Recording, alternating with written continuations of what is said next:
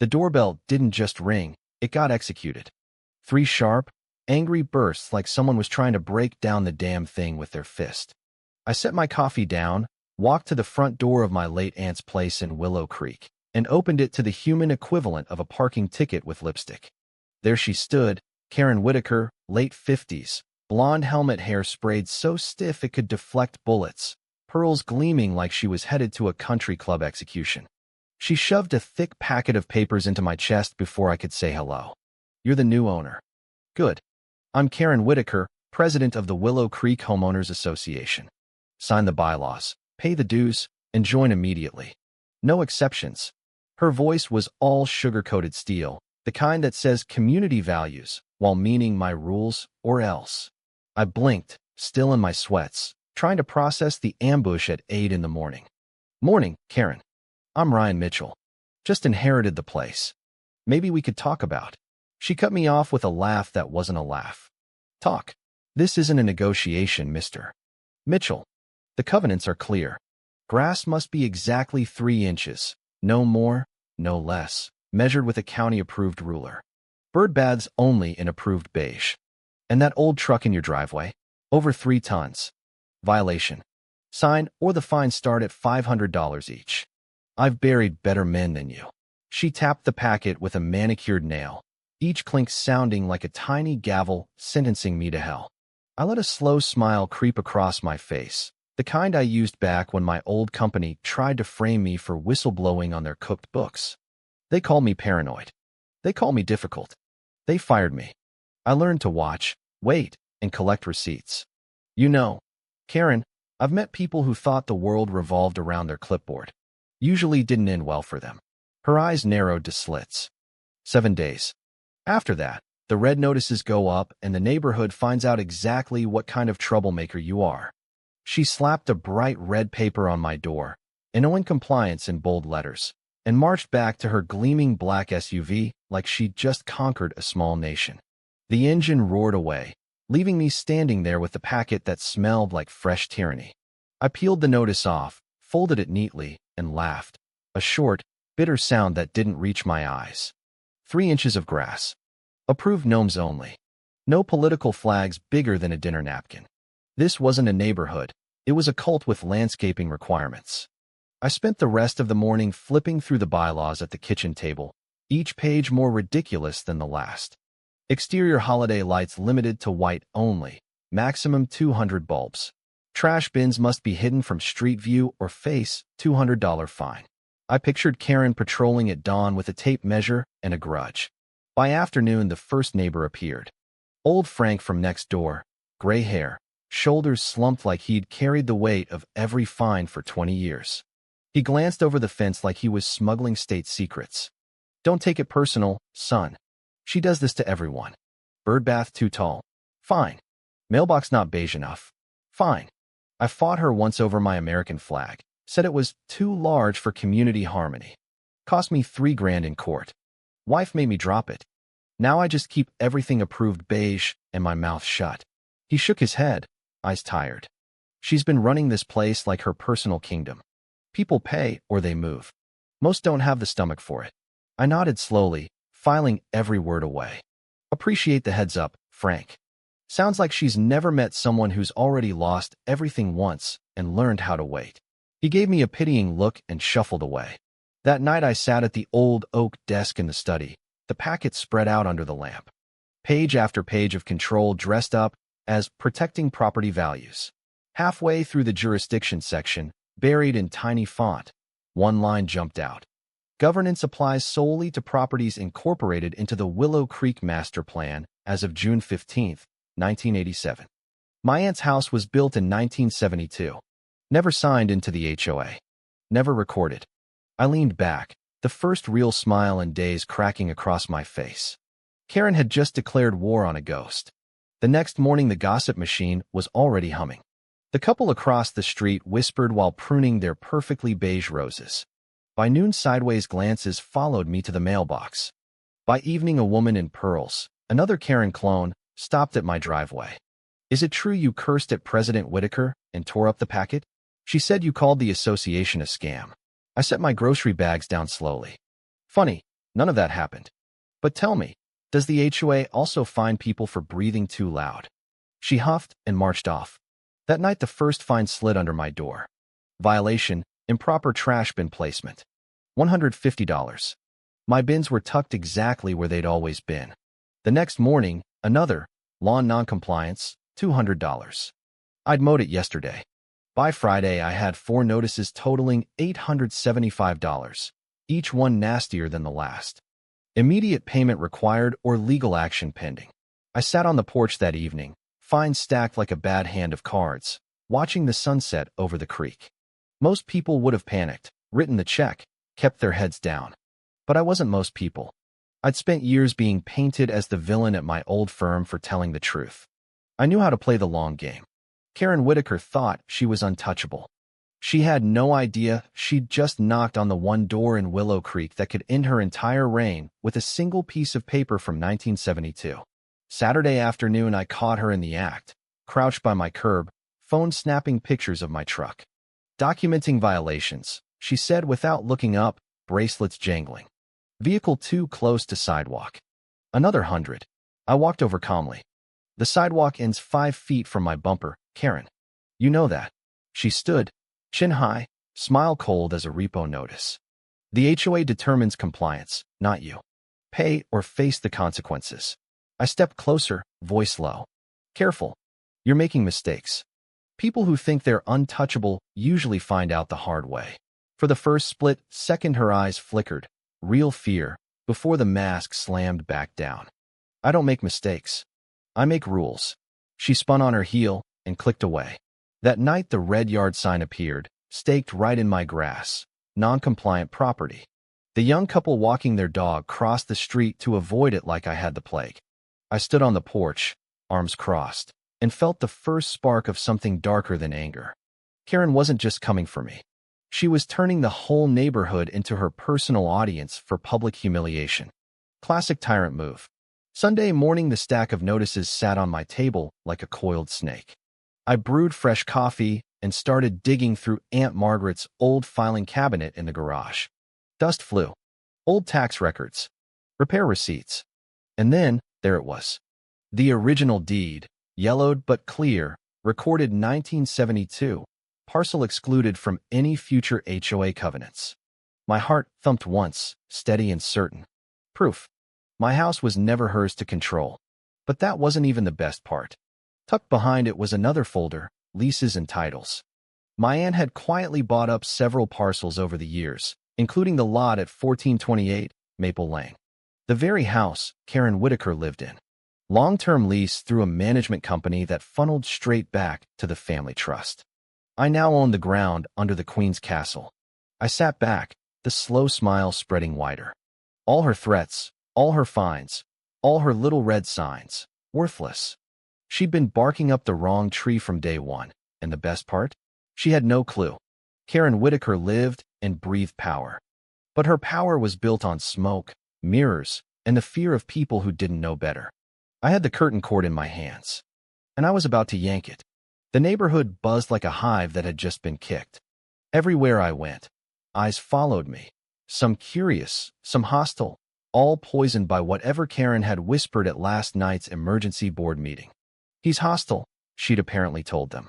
Called the whole association a scam. Refused to cooperate. I carried my groceries past the couple across the street and offered a friendly nod. They looked away fast.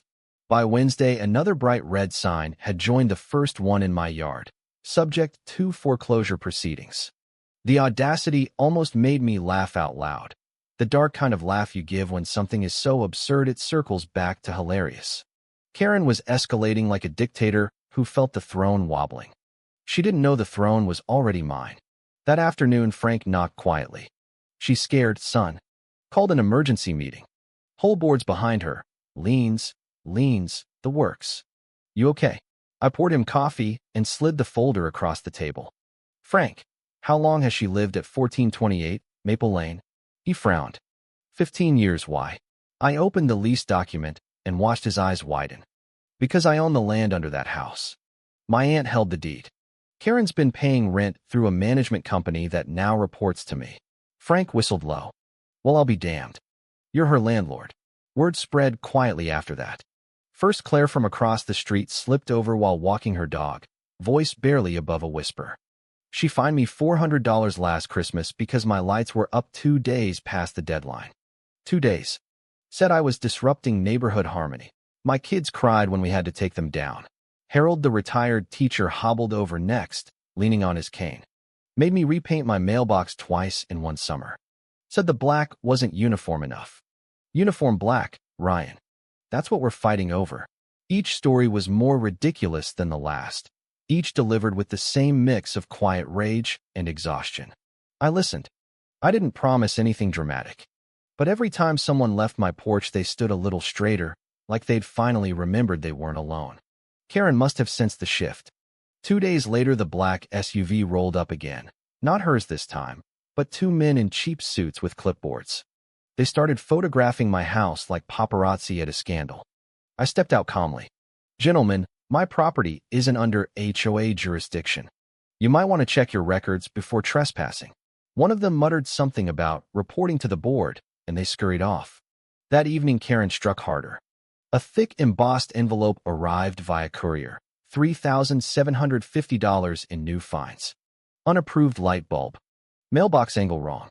Vehicle unregistered. My aunt's old truck that still ran perfectly. The language had gone full courtroom drama. Failure to comply within 7 days will result in immediate lien and foreclosure proceedings. I read it twice, then laughed, the real kind this time. Karen was swinging with everything she had, trying to drown me in paper the way she drowned everyone else. But I'd read worse threats in my old corporate days. Bureaucrats with clipboards are just bullies with better stationery. By Friday, the neighborhood wasn't just watching anymore. A few subtle nods turned into quiet waves. One guy even raised his coffee mug from his porch as I walked past. Karen's propaganda flyers had backfired spectacularly, slipped under every door claiming she was protecting our standards. Instead of scaring people, they reminded them how ridiculous those standards had become. People started leaving their Christmas lights up an extra week just to test her. Someone planted purple flowers in their front bed, definitely not approved beige. Tiny rebellions, but they were growing. Karen doubled down. Another emergency HOA meeting flyer appeared on every mailbox, inviting the entire subdivision to my compliance hearing at the clubhouse. Public spectacle. She wanted to parade me in front of everyone, humiliate me, and reassert her iron grip. I folded the flyer neatly and placed it beside the deed and the lease. Let her have her show. I'd been preparing for this moment since the first red notice. That night, I sat on the porch again, the creek reflecting moonlight like a mirror. The stack of fines sat beside me, but they felt weightless now. Karen thought this was about grass length and gnome colors. She thought fear and paperwork were enough to own people. She had no idea that the real power had been sitting in my filing cabinet the whole time, and that the queen was about to discover she'd been renting her crown from the very man she was trying to evict. The morning of the hearing, the air felt charged. Neighbors I barely knew gave me quiet thumbs up as I walked toward the clubhouse. Frank Fellon stepped beside me. Whole street's coming. Even the ones who used to cross the road when they saw you. They're done with her. Inside, the place was packed. Folding chairs creaked under the weight of years of resentment. At the front, under a banner that read, "Preserving Our Standards," sat Karen in her power suit, pearls polished, smile sharp as a guillotine. Well, she announced as I entered, voice dripping fake sweetness. Our special guest has arrived. A few nervous chuckles from her bored lapdogs. The rest of the room stayed dead silent. Karen launched into her performance, holding up her thick folder like a trophy. This homeowner has violated multiple bylaws, ignored notices, accrued thousands in fines, openly defied this association's authority. If he continues, we will pursue a lien and foreclosure if necessary. The rules apply to everyone, no exceptions. She slammed the folder down for emphasis. I let the silence stretch just long enough to make her uncomfortable. Then I stood. Are you finished? Her eyes narrowed. This isn't a debate. I smiled. Good. Because I have a few facts that might interest everyone. I pulled out my own slim folder, clean, organized, no theatrics. All these fines, all these threats, they rest on one assumption. That my property falls under your jurisdiction. Karen smirked. Of course it does. Every lot in Willow Creek is governed by this board. I held up the 1972 deed. Not quite. My aunt's house was built and recorded before your HOA even existed. Never incorporated. County records confirm it. You have zero authority over me. A murmur rippled through the room. Karen's smile faltered. That can't be right. I stepped forward and placed the paper on the table. But here's the part you're really going to love. I opened the second folder and spread the leases across the table. Over the years, my aunt bought several parcels, including the one at 1428 Maple Lane. The house you've been living in for 15 years. You don't own it, Karen. You lease it. And the deed holder? That would be me. The room went dead silent for one beautiful heartbeat. Then chaos. Gasps. Chair scraping. Someone in the back actually laughed out loud. Karen shot to her feet, face blotched red. Lies. I bought my home years ago. I kept my voice calm, carrying to every corner. You signed a long-term lease. My aunt held the deed. I inherited it. The management company has been depositing your rent checks into the family trust. Every month. So while you've been threatening to foreclose on me, you've been paying rent to the man you're trying to evict. Frank let out a low whistle. Well, I'll be damned. The laughter started small, then spread like wildfire. Karen gripped the table, knuckles white, the queen suddenly realizing her castle was built on rented land. The board members wouldn't even look at her. One of them quietly closed his folder like he was trying to disappear. Karen's voice cracked as she tried one last desperate swing. This changes nothing. I am still president. This community needs me. But the room had already turned. A woman near the back stood up, toddler on her hip. You threatened to evict us over a swing set. A swing set. Another man rose. You fine me for my flag being 3 inches too wide. The grievances poured out, years of petty tyranny finally finding their voice. Karen's gavel cracked uselessly against the table. No one was listening anymore. She snatched her papers, scattering them across the floor, and stormed toward the door. Her heels clicked frantically now, no longer regal, just the sound of a bully running. The door slammed behind her, and the applause started. Not polite golf claps. Real, thunderous applause. For themselves. For finally being free. Frank slapped me on the back so hard I nearly spilled my coffee. Son, I've waited 15 years to see that woman put in her place. Outside, the sunshine felt warmer. Neighbors who'd once crossed the street to avoid me were now shaking my hand, thanking me, laughing about the look on Karen's face. The neighborhood wasn't just relieved. It was alive again. But I knew Karen wasn't finished. People like her never slink away quietly. They simmer. They plot. And when they strike back, they strike dirty. The black sedan rolled up my driveway 3 days later like a funeral procession. 2 lawyers in stiff suits stepped out first. Then Karen, blazer 2 sizes too big, face tight with the kind of forced composure you see right before someone cracks. I opened the door before they could knock. Morning, Karen. Come to pay next month's rent early. One lawyer handed me the folder like it was radioactive. MS. Whitaker is filing an injunction for harassment, defamation, and unlawful interference with the association. Karen folded her arms, eyes glittering with desperation. You thought humiliating me in front of everyone would work? Let's see how tough you are in front of a judge. I flipped through the pages, flimsy, laughable claims, and felt nothing but pity.